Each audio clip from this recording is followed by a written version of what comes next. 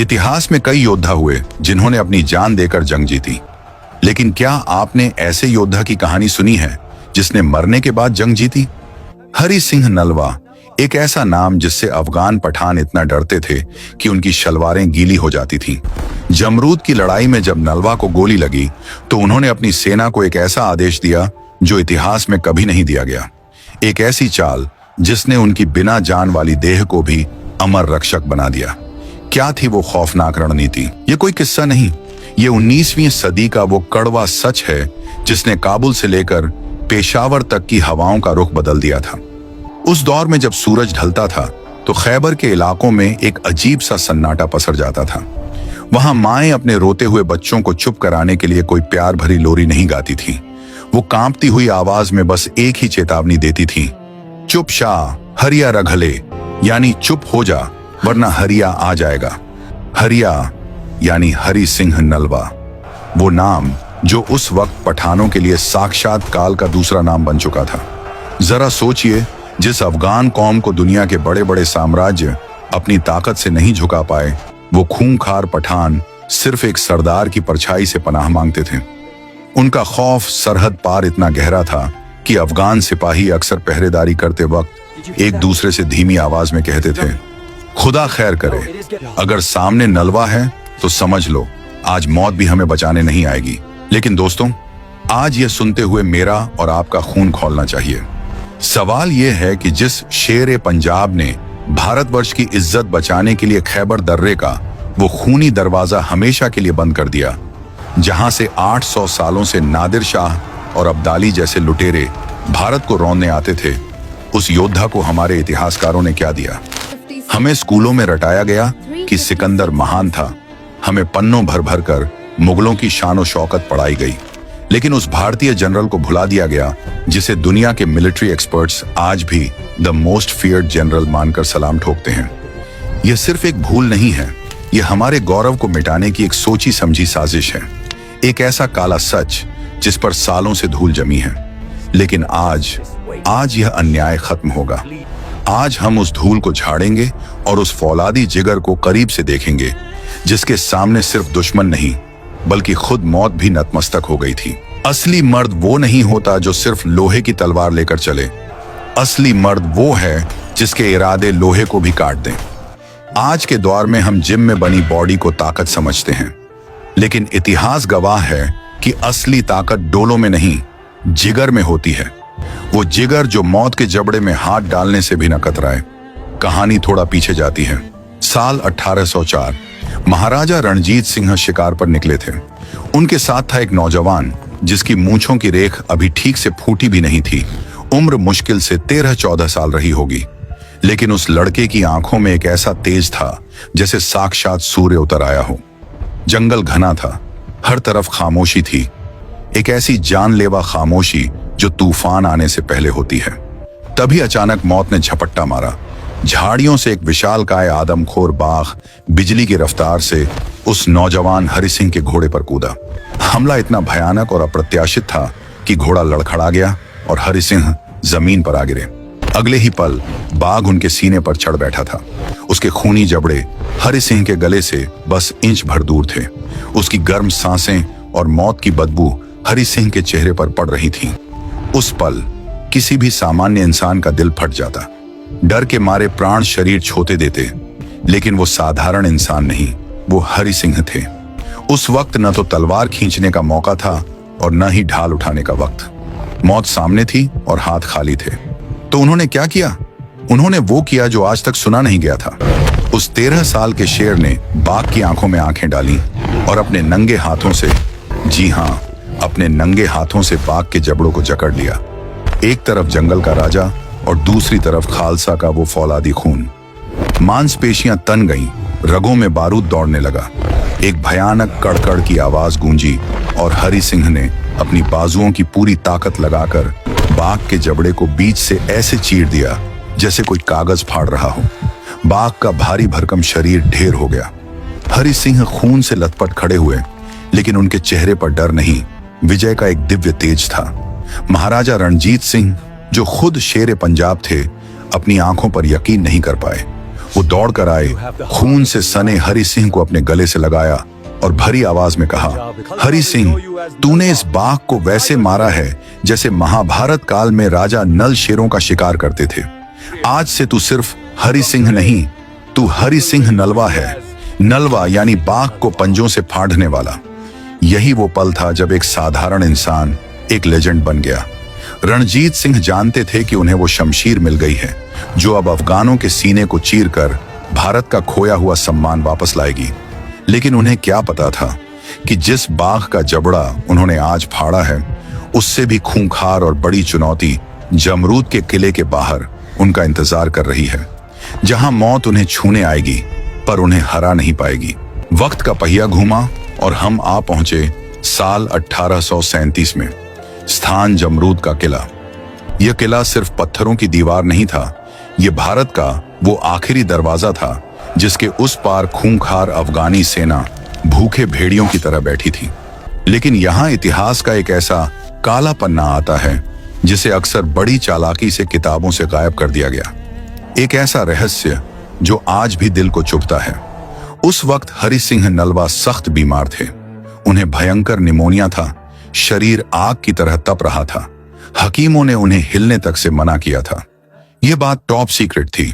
यह खबर किले की चारदीवारी के अंदर ही दफन रहनी चाहिए थी। लेकिन यह खबर पेशावर की दीवारों को पार करके काबुल में बैठे दुश्मनों तक कैसे पहुंची? अफगान अमीर दोस्त मोहम्मद खान को उसी रात कैसे पता चला कि भारत का शेर घायल है और यही हमला करने का सही वक्त है? यह खबर हवा में नहीं उड़ी थी, इसे अपनों ने ही उड़ाया था। यह दुश्मन की जासूसी नहीं बल्कि घर के भेदियों की गद्दारी थी।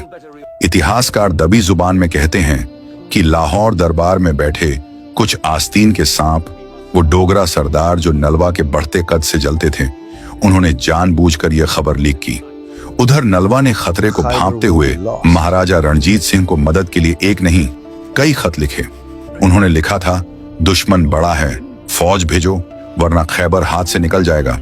लेकिन आपको जानकर हैरानी होगी और गुस्सा भी आएगा कि वो खत महाराजा रणजीत सिंह तक कभी पहुंचने ही नहीं दिए गए। उन गद्दारों ने चिट्ठियों को बीच रास्ते में ही दबा दिया। सोचिए, एक तरफ हरि सिंह नलवा देश की सरहद बचाने के लिए अपनी आखिरी सांसों से लड़ रहे थे और दूसरी तरफ अपनों ने ही उनकी पीठ में खंजर घोंप दिया था। किले के बाहर 30,000 अफगानी मौत बनकर खड़े थे और अंदर मुट्ठी भर सिख सिपाही। जब तोपों की गरज ने किले को हिला दिया तो बुखार में तपते हुए नलवा ने अपने साथी महान सिंह से पूछा, महान सिंह, क्या लाहौर की तरफ से धूल का गुबार उठता दिखाई दिया? क्या सरकार की फौज आ रही है? महान सिंह ने नजरें झुका ली। उनकी चुप्पी ने सब बयां कर दिया। मदद नहीं आ रही थी, शेर को अकेला छोड़ दिया गया था। उस पल हरि सिंह नलवा को समझ आ गया था कि अब लड़ाई सिर्फ अफगानों से नहीं बल्कि वक्त और किस्मत से भी है। उन्होंने अपनी रजाई फेंक दी, कांपते हुए हाथों से अपनी तलवार उठाई और लड़खड़ाते हुए खड़े हो गए। उनकी आंखों में अब बीमारी नहीं बल्कि एक भयानक आग थी। उन्होंने गरज कर कहा, लगता है लाहौर सो रहा है लेकिन हम नहीं सो सकते। आज मदद इंसानों से नहीं अकाल पुरख से आएगी। दरवाजा खोलो। आज या तो हम जमरूद में तिरंगा फहराएंगे या इसी मिट्टी में मिल जाएंगे। गद्दारों ने सोचा था कि शेर बिस्तर पर मरेगा, लेकिन वो भूल गए थे कि घायल शेर की सांसें उसकी दहाड़ से भी ज्यादा खतरनाक होती हैं। मैदान जंग में हर तरफ लाशों का ढेर था। हरि सिंह नलवा 102 डिग्री बुखार में तपते शरीर के बावजूद अपने घोड़े पर सवार होकर ऐसे लड़ रहे थे जैसे साक्षात महाकाल तांडव कर रहे हों। लेकिन तभी पहाड़ी की एक गुफा में छिपे दुश्मन ने धोखे से निशाना लगाया।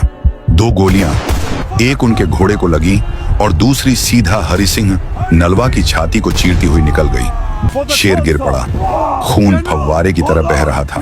उनके वफादार सिपाही उन्हें उठाकर तुरंत किले के अंदर ले आए। नलवा की सांसें उखड़ रही थीं, आंखों के सामने अंधेरा छा रहा था। लेकिन उस मरते हुए योद्धा की चिंता अपनी जान नहीं थी। उन्हें चिंता थी उस दरवाजे की जो अगर आज टूट गया तो भारत बर्बाद हो जाएगा। वो जानते थे कि अगर पठानों को पता चल गया कि नलवा मर चुका है तो वो 30,000 की फौज लेकर किले पर चढ़ दौड़ेंगे।